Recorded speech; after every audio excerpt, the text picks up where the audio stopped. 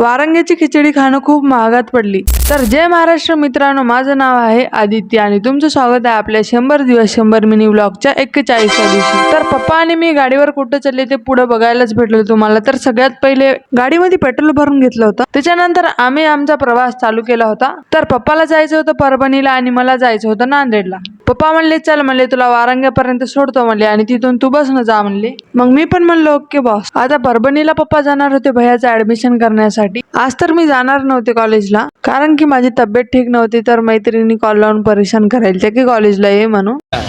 पप्पानं मला वारंग्याच्या bus stand मध्ये सोडलं होतं. आता बस येईपर्यंत माझ्याकडे काही काम नव्हतं आणि गाडीवर बसून माझ्या केसाचे 3 ते 18 झाले होते. वारंग्यामधल्या बस स्टँडची खिचडी म्हणलं तर एकच नंबर. तर सगळ्यात पहिले मी खिचडी पॅक करून घेतली होती. आता हे खिचडी मी कॉलेजमध्ये जाऊन खाणार. तर सगळ्यात पहिले माझा हा लुक बघा तुम्ही. पूर्ण ब्लॅक घातलं मी आणि माईच्या ना म्हणाली एकदम छपरी दिसायला ती मी आणि माझ्या मैत्रिणीलाच कसा आवडला की माझा लुक. नंतरच्या वेळेस तर मी हे घालणारच नाही बघा ड्रेस. ड्रेसचा फर्स्ट टाइम आणि लास्ट डे हेच होता. आणि आमच्या कॉलेजमध्ये काही काका जे होते फवारणी करत होते. मैत्रीण तर डायरेक्ट म्हणाली कॉलेजच्या ग्राउंड मध्ये काय सोयाबीन पेरलं काय म्हणाली.